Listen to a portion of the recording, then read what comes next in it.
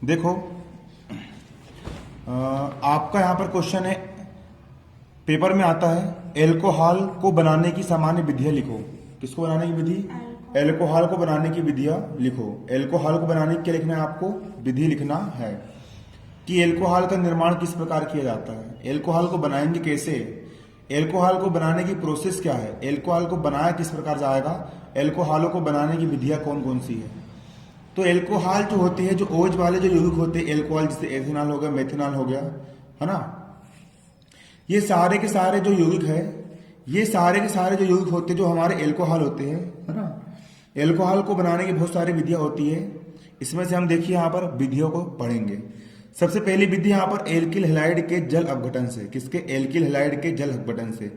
Alkyl halide मतलब halo alkane, है ना। इसके पिछले अध्याय में हमने पढ़े, ये हो गया आपका एल्किल हैलाइड C2H5Br, ये हो गया आपका एल्किल, हो गया आपका हैलाइड है ना। एल्किल मतलब दो कार्बन वाले पदार्थ एथिल, और Br मतलब ब्रोमाइड, एथिल ब्रोमाइड। इसका हमने कर दी जल अपघटन।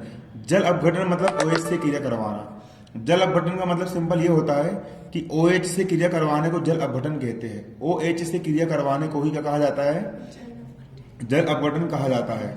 OH से क्रिया करना जल अपघटन कहलाता है। देखो, एल्किल हैलाइड को जब जलीय क्षारों के साथ उबाला जाता है, ये हो गया आपका एल्किल हैलाइड C2H5Br, ये हो गया आपका एल्किल, ये हो गया आपका हैलाइड। एल्किल हैलाइड को जब जलीय क्षार, ये होता है जलीय क्षार KOH, ये होता है जलीय क्षार। जलीय क्षार, जलीय क्षार मतलब पानी में घुला हुआ रहेगा ये, है ना। क्षार किसको बोलते हैं? जो OH माइनस आयन दे उसको हम क्षार बोलते हैं। जलीय क्षारों के साथ उबाला जाता है तब एल्केनॉल बनते हैं। तब क्या बनते हैं आपके? एल्केनॉल बनते हैं, एथेनॉल बनता है। C2H5 का यहाँ पर हो गया C2H5, यहाँ का Br यहाँ के के साथ चला गया तो यहाँ पर हो गया KBr, और यहाँ का OH आकर के यहाँ जुड़ गया तो यहाँ पर हो गया OH। दो कार्बन वाले को बोलते हैं एथेन, ये हो गया आपका एथेनॉल। क्या बन गया आपका? एथेनॉल बन गया, ये बन गया आपका एथेनॉल। आपको पहला पॉइंट इतना लिखना है, यहां से लेकर के यहां तक कॉपी में आपको इसको नोट करना है। अब एल्कोहल को बनाने की दूसरी विधि यहां पर देखेंगे हम। एल्कोहल को बनाने की दूसरी विधि एल्कीन से। किससे बनता है एल्कोहल? एल्कीन से बनता है ना। दूसरी विधि है एल्कीनों के जल योजन से। दूसरी विधि आपको क्या डालना है? एल्कीनों के जल योजन से। एल्कीन, एल्कीन मतलब ये होता है जिसका डबल बॉन्ड, जिसमें डबल बंध बनाए जाते हैं। जैसे कि यहाँ पर आप देख सकते हो, यहाँ पर डबल बंध है। जहां पर डबल बंध बनते हैं उसको हम क्या पढ़ते हैं? उसको हम एल्कीन पढ़ते हैं। ये डबल बंध वाले यौगिक कहलाते हैं आपके एल्कीन कहलाते हैं। एल्कीन के जल योजन से। एल्कीन के जल योजन मतलब एल्कीन की क्रिया जल से करवाने पर। एल्कीन की क्रिया किससे करवाने पर? जल से। ये भी यहाँ पर डबल बॉन्ड दिख रहा है आपका, एल्कीन प्रोपीन, ये हो गया एल्कीन, एथीन हो गया, है ना। इन एल्कीनों की क्रिया हम किससे करवाएंगे? जल योजन। जब हम इसकी क्रिया जल से करवाएंगे, किससे करवाएंगे? जल से करवाएंगे, तो एल्कीन के जल योजन से। जब किसी एल्कीन को सांद्र H2SO4 में अवशोषित किया जाता है, सबसे पहले आपका जो एल्कीन है, जो आपका एथीन है, CH2 डबल बॉन्ड CH2, इस एल्कीन को सबसे पहले सांद्र H2SO4 में अवशोषित किया जाएगा। ये आपका जो एल्कीन है CH2 डबल बॉन्ड CH2, इसको सबसे पहले सांद्र H2SO4 में अवशोषित किया जाएगा। किस में अवशोषित किया जाएगा? सांद्र H2SO4 में अवशोषित किया जाएगा। सांद्र H2SO4 में क्या किया जाएगा? अवशोषित किया जाएगा। देखो, अवशोषित करा सुने तो C देखो, यहाँ का दो हाइड्रोजन में से एक हाइड्रोजन यहाँ पर आ गया, C का हो गया C। यहाँ पर हाइड्रोजन दो थे, यहाँ पर कितने हाइड्रोजन हो गए? 3 हाइड्रोजन हो गए। CH2 का यहाँ पर हो गया CH2, दो हाइड्रोजन में से एक हाइड्रोजन यहाँ चला गया, यहाँ पर सिर्फ एक हाइड्रोजन बचा, और SO4 का यहाँ पर हो गया SO4। क्या बनता है आपका? एल्किल हाइड्रोजन सल्फेट बनता है। दो कार्बन का एथिल, H यानी हाइड्रोजन, SO4 मतलब सल्फेट बनता है। एथिल हाइड्रोजन सल्फेट बनता है। और जब आप इसको जल के साथ उबालोगे, सबसे पहले आपने क्या करे? आपने एल्कीन को सांद्र H2SO4 में अवशोषित कर लिए। तो जब आप इसको पानी में उबालोगे, आपने इसमें क्या मिला दिए? पानी मिला दिए। और पानी मिलाने के बाद जब आप इसको उबालोगे तो आपका एल्कोहल प्राप्त होगा, एथेनॉल। आपको एल्कोहल क्या होगा? प्राप्त होगा, और H2SO4 बन जाएगा। H2SO4 हमने यहाँ पर लिए थे, ये बना, फिर H2SO4 यहाँ से बाहर निकल गया। मतलब H2SO4 रासायनिक अभिक्रिया में भाग तो ले रहा है, लेकिन किसी से भी क्रिया नहीं कर रहा, मतलब एक प्रकार से उत्प्रेरक का काम कर रहा है H2SO4। देखो H2, देखो HSO4 निकल गया, एक और हाइड्रोजन यहाँ से निकल गया, और क्या बन गया CH3 का हो गया CH3, CH2 का हो गया CH2, और यहाँ से एक और जल का जो O है, जल से OH आकर के यहाँ पर जुड़ गया, OH आकर के यहाँ पर जुड़ गया, क्या बन गया आपका एथेनॉल बन गया। इस प्रकार से एल्किन्स के द्वारा बन जाता है। इसका अगला आपको ये लिखना है, देखिए कार्बोक्सिलिक अम्लों से, कार्बोनिल यौगिक के माध्यम से, किससे, कार्बोनिल यौगिक से, किससे, कार्बोनिल यौगिक से। इसका तीसरा पॉइंट है ना। इसका एल्कोहल को बनाने की तीसरी विधि में आपको ये लिखना है, एल्कोहल को बनाने की तीसरी विधि आपकी ये रहेगी एल्डिहाइड और कीटोन के अपचयन द्वारा। किसके अपचयन द्वारा, एल्डिहाइड। एल्डिहाइड समूह हमारा होता है डेस CHO, CHO समूह जो होता है उसको हम एल्डिहाइड समूह बोलते हैं, CHO समूह को हम क्या बोलते हैं, एल्डिहाइड समूह बोलते हैं। और बीच में अगर CO है तो ये कीटोन का समूह होता है। बीच में अगर क्या है, CO है तो ये कौन सा समूह होता है, कीटोन समूह होता है। CHO मतलब एल्डिहाइड समूह, और CO मतलब कौन सा समूह होता है आपका, कीटोन समूह होता है। CO मतलब कौन सा समूह होता है, कीटोन समूह होता है। एल्डिहाइड और कीटोन के अपचयन द्वारा, किसके अपचयन द्वारा, एल्डिहाइड और कीटोन के अपचयन द्वारा।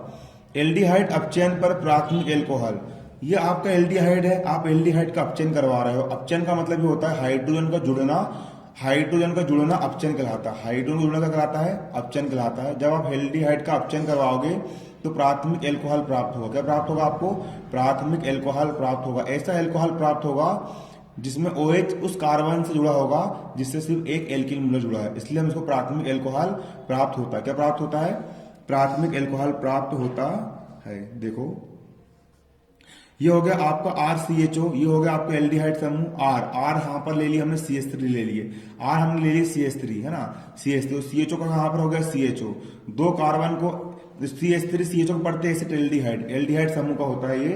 और हम किसकी उपस्थिति में अपचयन करवा रहे हैं, सोडियम और एल्कोहल की उपस्थिति में हम करवा रहे हैं, इसका अपचयन करवा रहे हैं। यहाँ से हाइड्रोजन, दो हाइड्रोजन गैस निकली और हाइड्रोजन आकर के इसमें जुड़ जाएगा। CH3 का यहाँ पर हो गया CH3, CH का यहाँ पर हो गया CH, दो H में से एक H आकर यहाँ लग गया, CH2 हो गया, और O का हो गया O, और एक H बचा वाला H यहाँ पर आ गया। ये बन गया आपका एथेनॉल बन गया। क्या बन गया, एथेनॉल बन गया। एल्डिहाइड के ऊपर, एल्डिहाइड का अपचयन करवाने पर आपको क्या बनता है, एल्कोहल बनता है, एल्कोहल बनता है। और कीटोन, जो आपका कीटोन होता है, कीटोन का अपचयन करवाने पर द्वितीयक एल्कोहल देता है। कीटोन क्या होता है आपका R डैश, अगर बीच में अगर कहीं पर भी CO आ रहा है तो ये होता है आपका कीटोन समूह होता है। अगर बीच में कहीं पर भी CO आ रहा है तो ये होता है आपका कीटोन समूह RCOR, ये हो गया आपका कीटोन समूह। इसका आप अपचयन करवा रहे हो, मतलब हाइड्रोजन से आप करवा रहे हो, क्रिया करवा रहे हो। तो देखो R हो गया यहाँ पर CH3, CO का यहाँ पर हो गया CO, और R हो गया आपका CH3, 2H का यहाँ पर हो गया 2H, NaBH4, आपने करवाया इसका अपचयन। क्या होगा यहाँ पर, CH3 का यहाँ पर हो जाएगा CH3, और यहाँ पर देखिए, यहाँ पर आपका ये कार्बन है, इस दो H में से एक H आकर के यहाँ जुड़ गया तो यहाँ पर हो गया आपका CH हो गया, और एक और H आकर के यहाँ जुड़ जाएगा तो यहाँ पर हो गया OH मतलब कि एल्कोहल, ये एल्कोहल बन गया। OH मतलब एल्कोहल, और CH3 का यहाँ पर हो गया CH3, आइसोप्रोपिल एल्कोहल आपका यहाँ पर प्राप्त हुआ। एल्डिहाइड के अपचयन के माध्यम से और कीटोन के माध्यम से हमको अगला एल्कोहल प्राप्त होता है। अगला पॉइंट आपको यहाँ पर ये लिखना है, एल्कोहल के निर्माण करने, एल्कोहल का निर्माण अब हम कार्बोक्सिलिक अम्ल, अगर कहीं पर भी अगर COOH जुड़ा है तो वो कार्बोक्सिलिक अम्ल की पहचान होती है। कहीं पर भी अगर COOH लगा हुआ है तो कार्बोक्सिलिक अम्ल की पहचान होती है, कार्बोक्सिलिक अम्ल की पहचान होती है। और एस्टर क्या होता है, अगर बीच में अगर COO है तो ये हमारा एस्टर होता है ना, बीच में अगर COO है तो हमारा क्या होता है, एस्टर होता है। तो कार्बोक्सिलिक अम्ल का हम अपचयन करवाएंगे, मतलब हाइड्रोजन का योग करवाएंगे, है ना, हाइड्रोजन का हम करवाएंगे, योग करवाएंगे, क्लियर है ना। तो देखो कार्बोक्सिलिक अम्ल जो होता है RCOH होगा कार्बोक्सिलिक अम्ल लिथियम एल्यूमिनियम हाइड्राइड, Li मतलब लिथियम, Al मतलब एल्यूमिनियम, और H4 मतलब क्या होगा आपका हाइड्राइड के द्वारा अपचयन पर प्राथमिक एल्कोहल देगा। जब आप कार्बोक्सिलिक अम्ल COOH का अपचयन किसकी उपस्थिति में करवाओगे, लिथियम एल्यूमिनियम हाइड्राइड की उपस्थिति में आप करवाओगे तो प्राथमिक एल्कोहल प्राप्त होगा। R का हो गया R, यहाँ पर देखो, यहाँ पर C का हो गया आपका C, और दो H यहाँ पर और हो जाएंगे, H2 जाएगा और ऑक्सीजन यहाँ से निकल जाएगा, OH यहाँ से हो जाएगा, यहाँ से निकल जाएगा। ऑक्सीजन का निकलना अपचयन कहलाते हैं, ऑक्सीजन निकल गया है ना, और हाइड्रोजन आकर के यहाँ पर क्या हो गया, जुड़ गया। देखो जी हो गया आपका कार्बोक्सिलिक अम्ल RCOR कार्बोक्सिलिक COOH कार्बोक्सिलिक अम्ल हो गया कार्बोक्सिलिक अम्ल, है ना। इसकी क्रिया हमने किससे करवाया, इसकी क्रिया हमने किससे करवाया, एल्कोहल से करवाया। किससे करवाया, एल्कोहल से करवाया। जब कार्बोक्सिलिक अम्ल में हमने एल्कोहल मिला तो एस्टर बना है, बहुत सुगंधित द्रव्य होता है ना, इसमें बहुत अच्छी अच्छी खुशबू आती है। आर का हो गया R, COO का हो गया यहाँ पे COO, और यहाँ आर आकर के यहाँ बैठ गया, R डेस हो गया, ये बन गया आपका एस्टर, बन गया एस्टर। अब यहाँ पर आपने कोई भी एक उत्प्रेरक ले लिए।